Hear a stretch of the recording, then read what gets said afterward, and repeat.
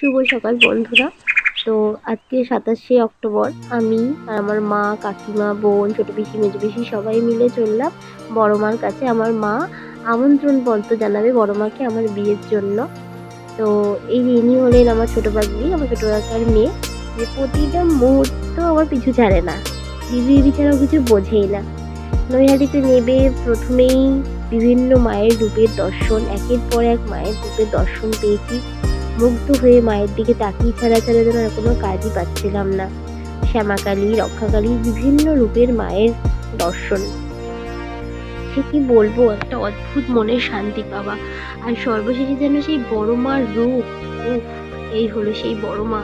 মাকে দেখে যেন মন প্রাণ জুড়িয়ে গেছিল। আমার মায়ের যেন চোখে জল চলে এসেছিল।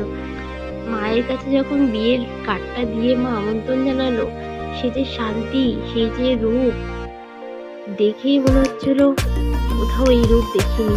মাগো, তুমি সবার ভালো করো, সবার প্রিয় মানুষগুলোকে ভালো রেখো মা, আসছে বছর আবার হবে।